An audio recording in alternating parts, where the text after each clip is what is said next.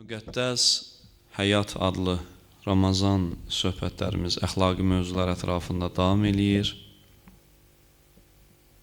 Hər gün bir neçə əxlaqımıza təsir eləyə biləcək hadisələrdən danışıb, onlardan çıxan nəticələri çalışırıq izah eləyək. Bugün də çalışacağım bir neçə bizim üçün faydalı olan, əxlaqi zəngin, ibrətamiz mövzularda bizə təsir eləyə biləcək peyğəmbərlərin, alimlərin, övliyaların başına gələn hadisələrdən danışaq. Günlərin bir günü Həzrəti İsa əleyhissalamla Həzrəti Yəhya peyğəmbər görüşürlər. Bilirsiniz ki, onlar bir-birinin müasiri olublar, həm də qohumluqlara çatıb bir-birinə. Həzrəti İsa ilə Həzrəti Yəhya görüşür. Həzrəti Yəhya peyğəmbərin bir xasiyyəti olub. Zəkəriyya peyğəmbərin oğludur. İnşallah nəsib olsa peyğəmbərlər tarixində gəlib onun haqqında danışanda görəcəksiniz. Çox ağlayan peyğəmbər olub. Hətta o qədər ağlayarmış ki, Zəkəriyya peyğəmbər belə onun üçün narahat olarmış ağlamağına görə. Çox Allah qorxusundan, Allah huzurunda göz yaşı tökən bir şəxsiyyət olub. Bir gün Həzrəti İsa ilə Həzrəti Yəhya görüşürlər, qarşılaşırlar.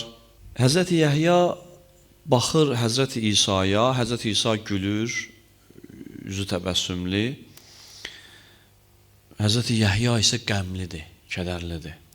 Baxır Həzrəti İsa'ya deyir ki, ey İsa, nə üçün səni Allahdan qafil görürəm? Peyğəmbər peyğəmbərə deyir bu sözü. Nə üçün səni Allahdan qafil görürəm? Yəni, niyə axirəti yadva salıb narahat deyilsən? Yəni, gülə bilirsən, təbəssüm eləyə bilirsən.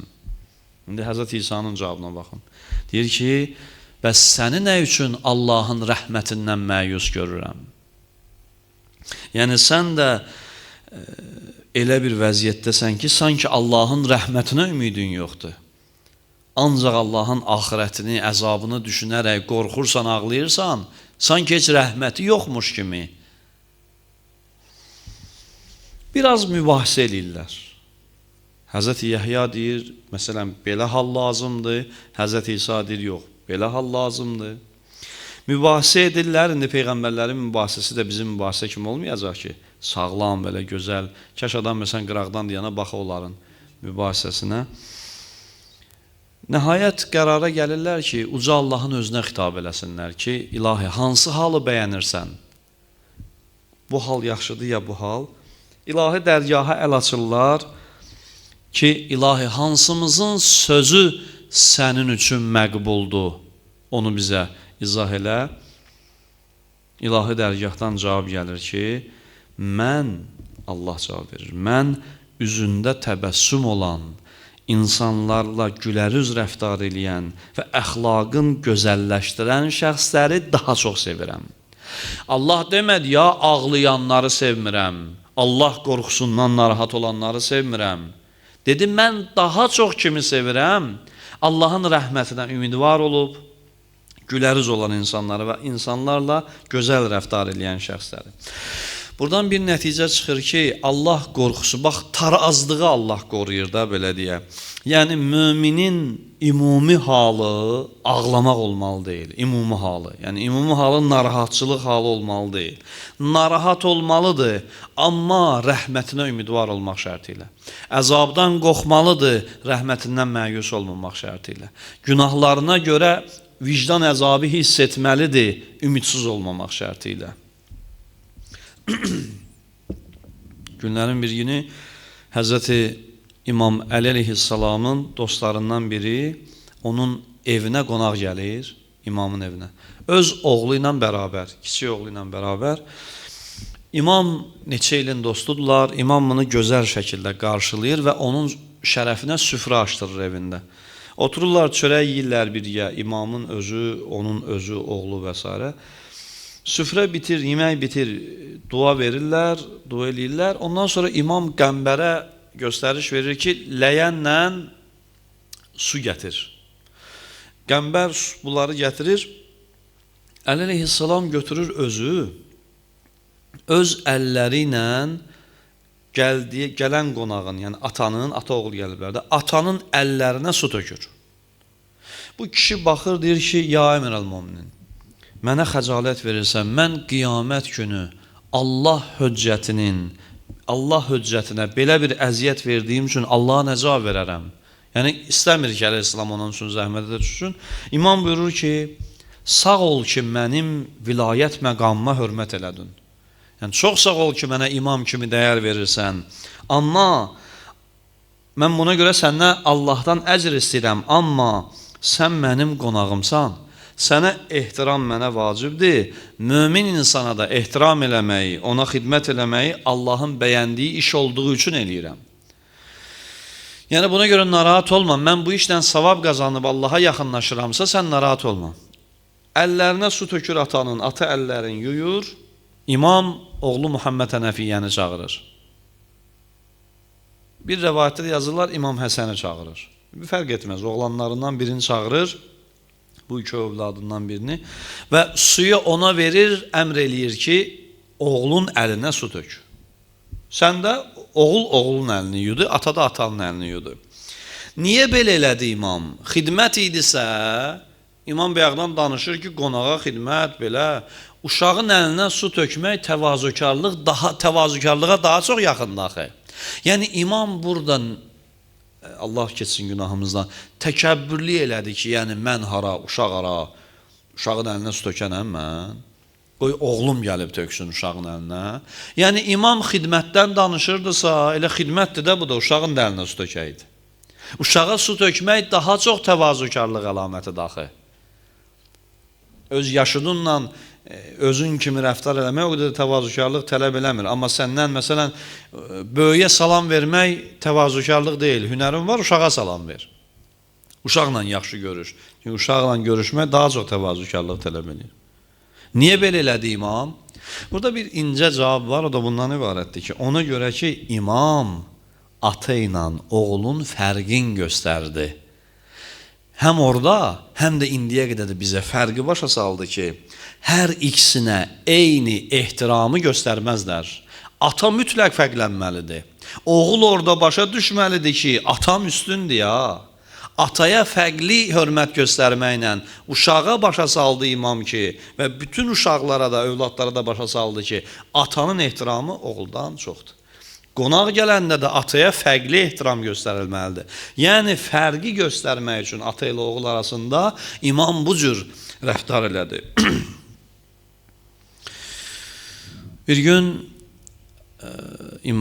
Həzrəti Peyğəmbər Səlvatullahın sahabələrindən olan Səlman Farsi küçələrin birində yol gedirdi. Gördü ki, dəmirçi bazarının yanından keçəndə dəmirçilər orada nal düzəldirlər, silah düzəldirlər, cürəbəcür dəmirdən alətlər düzəldirlər.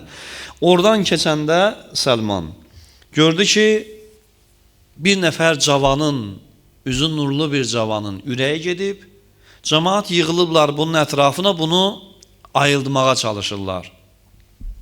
Səlman gəldi onun yanında, əyləşdi, biraz üzünə su vurdu, gilab filan belə biraz sirkələdi elədi. Cavan ayıldı, ayılan kimi ki gördü Səlman dayanıb başının üzərində, sevindi və Səlmana belə bir sözdür ki, yaxşı ki elə sən buradasan. Bunlar məni heç biri başa düşməyəcəkdi, mənim ürəyim niyə gedib. Yaxşı ki burada səni gördüm, indi mən yalnız sənə deyə bilərəm dərdimi Səlman. Səlman gördü ki, bu narahatdır, bunun nəsə bir qəribə halı var. Bu boş-boşuna acından ürəyə gedməyə oxşamır, bu nəsə görüb ürəyə gedib. Yəni huşu taqətsizlikdən, fiziki deyil, mənəvidir, psixolojidir, huşdan getməyi. Dedi ki, Səlman, dəmirçi bazarının yanından keçirdim, gördüm dəmiri qızdırıblar, onu döyürlər düzəltmək üçün. Elə bu vəziyyəti görəndə bu Qur'an ayəsi düşdü yadıma.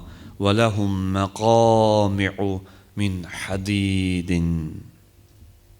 Mənası budur ki, onlar üçün dəmirdən gürzlər var.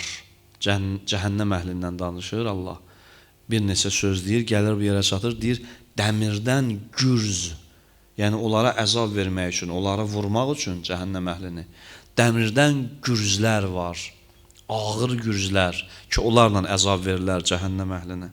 Deyir, bu ayəni xatırladım. Bir də baxdım o dəmir çəkiclərə ki, vururlar dəmir düzəltmək üçün. Baxdım o çəkicə, bir anlıq özümü hiss elədim cəhənnəmdə, o çəkicin altında və taqətim çatmadı, huşum getdi. Ürəyim getdi.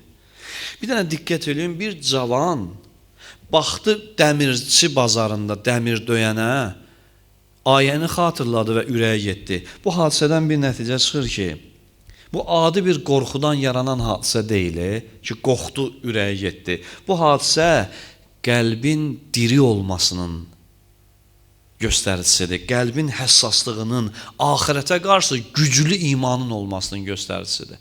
Yəni, adam bir var, bilirəm belə olacaq, bir var, varlığımla hiss edirəm belə olacaq. Yəni, mən bütün vücudumla axirətdəki əzabı hiss edirəm sanki. Elə bir halda olur insan ki, bəzən ki, o həssas ruh, incə ruh, lətafətli ruh, zərfiyyəti, tutumu çox olan insan ruh, o hər hadisə, bizim yanından ötüb keçdiyimiz hadisələr ona təsir eləyir. Adam var ki, gündə 1000 dəfə sən onu görürsən, sənə təsir eləmir. Adam var, bir dəfə o hadisəni görən kimi varlığın alov bürüyür, od bürüyür, ruhu yanır. Ona görə də kimlər üçünsə axirət məsələsi sadəcə Quranın buyurduqları bir məlumatdır, kimlər üçünsə həqiqətdir, reallıqdır. Yəni, axirət doğrudan da biz özümüzə bir dənə oturaq sual verək. Axirət mənim üçün məlumat səviyyəsindədir, yoxsa reallıq səviyyəsindədir? Yəni, bu məsələ belədir də, biz hamımız buradan qaydacaq hara evimizə. Evimizin olması, süfrəmizin olması, qapımızın olması, həyətimizin olması reallıqdır, yoxsa sadəcə məlumatdır? Mən buradan sizə deyirəm ki, ay cəmaət, sizin eviniz var, hamımızın. Hə, siz də deyirsiniz ki, hə, doğrudan evimiz var. Belə məlumat, yoxsa reallıqdır, doğrudan da bizim evimiz var. Siz hamınız burada evinizin olduğuna real şəkildə əminsiniz. Kaş evimizin olduğuna əmin olduğumuz qədər axirətin olduğuna əmin olardıq. Ki, biz deyəndə ki, ay cəmaət, axirət var, Quran deyəndə ki, qiyamət var, cənnət var, cəhənnəm var. İnsan buna heç olmasa evinin var olduğu qədər inanıydı. O qədər inana bilsəydi, halı insanın bir başqa cür olardı. Tam fərqli cür olardı. Baxın, o hadisədə hamı baxıb dəmiri görürdü. Amma o gənc dəmirə baxıb cəhənnəmi gördü. Oradan cəhənnəmi gördü. Çünki dini, diri qalan qəlb var, diri qəlb, ölməyib, günahla ölməyib, giz-giz düşüncələrlə ölməyib, axmaq fikirlərlə ölməyib, fitnə fəsadla ölməyən qəlb, diri qəlb. Həmin diri qəlb bir işarə ilə sirkələnə bilir. Adam var, illərlə söhbət eləsən, dəyişmir ki, dəyişmir. 10 il deyə oturub burada söhbətimə qulaq asır məsələn, yenə gedir, 2 dəqiqə aralanan kimi məsciddən yenə həmin adam, yenə həmin söyüş, yenə həmin əxlaqsızlıq, yenə həmin yüngül-yüngül hərəkətlər. Adam da var, bircə dəfə qulaq assa bir sözə, bir ömür özünü saxlaya bilir. Bir ömür söz tutur onu. Ona görə diri qəlb bir işarədən sirkələnir, ölü qəlbə istəyirsən Peyğəmbər salavatullah özü gəlsin, danışsın, o ölü qəlb dirilmir ki, dirilmir. Yəni, adi işlər ona heç nə onu heyrətə sala bilmir. Deyir, mən təəccüb edirəm təəccüblənməyən insana. Çox gözəl sözdür. Təəccüb edirəm təəccüblənməyən insana. Ki, adam dünyada heç nəyə heyrətə düşə bilmir. Heç nə ona heyrət, heç nə onun qəlbini heyrətə salmır, sirkələmir, varlığı sirkələnmir, nəsə eşidəndə, nəsə görəndə. Elə hər şey adiləşir onun üçün. Çox adi gəlir həyat ona. Çox adi gəlir insana həyat. Yadımızda saxlayaq, ən böyük qorxu cəhənnəmin özü deyil. Ən böyük qorxu cəhənnəm haqqında eşidib qorxmamaqdır. Ən böyük qorxu odur. Bir gün gələr adam, cəhənnəm ayələri, cəhənnəm haqqındakı məlumatlar heç bir ona təsir eləməz. Sadəcə adi bir məlumat kimi insana gəldisə, bu çox qorxulu haldır. Cəhənnəmin özündən də qorxuludur. Həzrəti Loğman əleyhissalam bir hikmət sahibi idi Qurani Kərimdə. Onun haqqında Uca Allah danışır, adı Quranda keçir. Peyğəmbər olmasa da böyük bir şəxsiyyət olub. Həzrət Loğman xidmət eləyirdi, bir ağası var idi onun. Yəni xidmətində durduğu bir insan. Cavan vaxtlarında ehtiyaclı, Loğman özü bir ehtiyaclı insan idi. Xidmət eləyirdi də öz çörək pulunu qazanmaq üçün. Bir gün bunun ağasına, bunun ağası da pis adam olmayıb, çox yaxşı insan olub. Amma bir dənə problemi olub ağasının, o da nə idi? Səbirsiz adam idi, bir də naşükür idi. Şükr eləməyi bacarmır da, balaca bir dənə başına bir dənə pis hadisə gəlsin, dərhal üsyan eləyirdi Allaha. Səbr eləyə bilmirdi, dərhal səbirdən çıxırdı, özün kontrola sala bilmirdi. Bir gün buna yemiş hədiyə gətirirlər, qovun ağasına. Ağa da Loğmanı çox istəyirdi. Elə nübarlıq qovun idi da, ilk dəfədir yetişir, məsələn, ilin, fəslin ilk qovunu. O vaxt indiki kimi deyil deyə, ilin 12 ayında hər şey var idi. Hər şey öz vaxtında bitsə, yetişsə, yeyilsə daha yaxşıdır təbii ki. Və gətirdi qovunu, Loğmanı çağırdı ki, ya Loğman, gəl, bəs mənə yemiş hədiyə göndəriblər, istəyirəm mənə bəlgə dadasan. Bir dilim kəsdi, uzatdı Loğmana. Loğman əleyhissalam qoydu ağzına, yedi, ikinci, üçüncü tükə, bitdi. Bir dilim qovun. Ondan sonra ağı özü kəsdi. Ağzına qoyan kimi gördü ki, acı bir şeydir. Yiləsi bir şey deyil. Üzüm turşutdu, çıxartdı ağzından.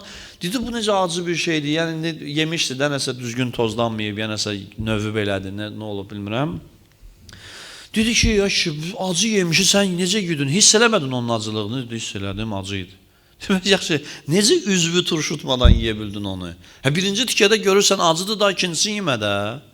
Həzrət Loğmanın cavabına baxın, dedi ki, qovunun acı olduğun onu dadan kimi bildim.